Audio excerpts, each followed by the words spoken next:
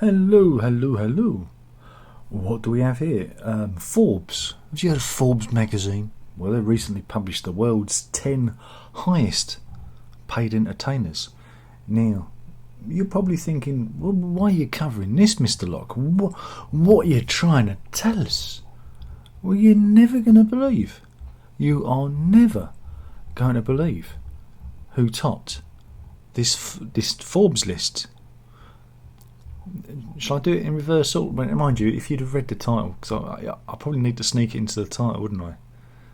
So it's no. I might as well just get it all out, because it being the title, because the title would have drawn you in. Because if I was trying to keep this mysterious, I doubt if you'd have actually been that interested. Because with the internet, you can't be mysterious. You can't ask questions like, "Do you want to know who tops the Forbes list?" Because people go, "I'm not interested." But if you go, this band top the Forbes list, and then show them, yes, Genesis managed to top the top 10 of Forbes' highest paid entertainers. Yeah, it's quite astounding.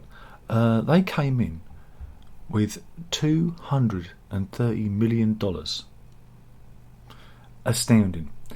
And this is on the back of their rights sale. Remember, in September of 2022 they sold publishing rights and a selection of recorded music income streams from the group, as well as solo income streams from Phil Collins, Tony Banks and Mike Rutherford, to Concord Music Group for, I think it was $300 million, right? And of course this figure, because this is profits, I would imagine, would be topped off by their touring and music royalties, recorded music royalties, streaming and stuff. So yeah, because they had a big tour as well. So it just goes to show prog rock can make a lot of money. Well, only if you're Genesis. Helps if you're Genesis. So who's in second place? Well, in second place was Sting. Yeah, Sting came in, and he came in at 210 million. Yeah, again, because guess what he did? He sold his entire musical output, both solo and with the Police, to Universal Music in last February. That was 300 million he pocketed with that deal. Of course, that split with his chums. So yeah, amazing. In at number 3, Tyler Perry with 175 million. He's an actor, director, writer, and I think he's got a studio as well, involved with the Black Entertainment Network. In at number 4, this is an interesting one, Trey Parker and Matt Stone, who do South Park, 160 million. Sorry, Tyler Perry had 175 million, in case I didn't say it. In at 5 is James Brooks and Matt Groening with 105 million. Of course, they're the Simpsons people. In at 6, Brad Pitt, 100 million. And next, another musician in at 7, Rolling Stones, with a quite measly 98 million. You know, it's pretty rubbish, really.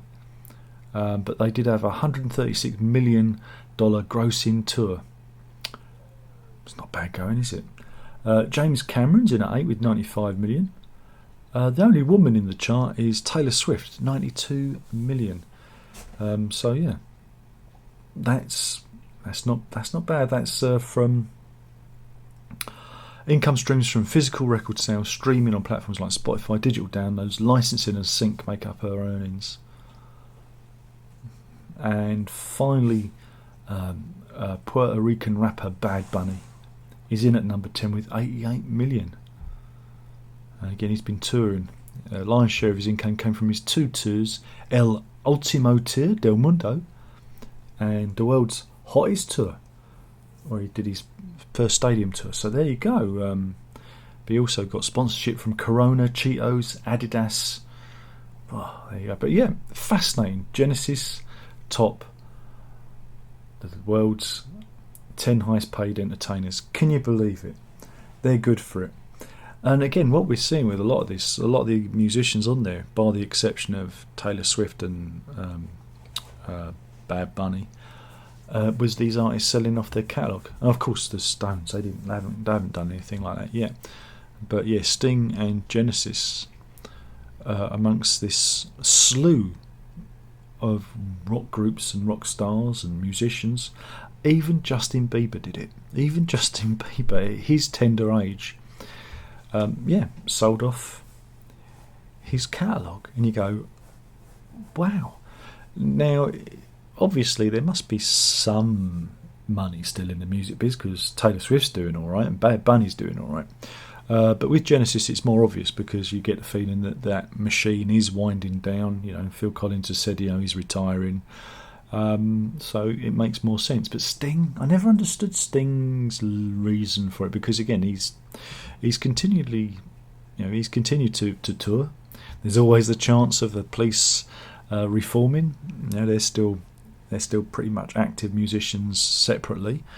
But yeah, and of course, the band whose name's been very busy on this channel lately, Pink Floyd.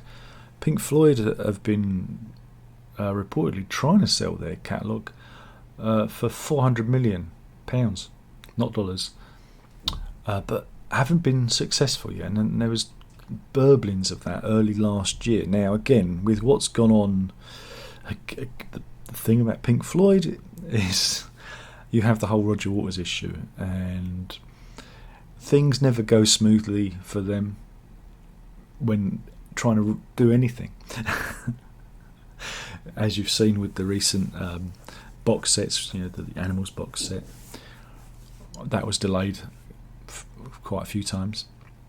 So it's going to be interesting to see if they can join the likes of Genesis and Sting, and it'd be interesting to see, how much these artists make for the music industry via their streams and sync licensing. Again, sync licensing is where you get music placed with adverts or in films, or in TV shows. And I've always wondered, because these bands are doing that, will we see more and more of their music, appearing, Genesis tunes appearing in adverts and on movies? I don't know. That hasn't really played out yet. Again, one band that's I've done that consistently, that I'm a fan of, is Queen. Queen have always had their, for the last 20 years, I think, have been very, very prominent in getting their music placed on adverts and in movies, because they know that, one, it keeps the brand alive, and two, it's a nice cash return for them. So yeah, I thought you'd find that interesting, because we're all Genesis fans here, aren't we? We're all Genesis fans, and absolutely gobsmacked to see them topping the chart there. But selling off their catalogue really, really helped. So hopefully you found this video informative. I'll put a linky to the original Forbes article in the contents down below, and so you can read up in your own time and enjoy.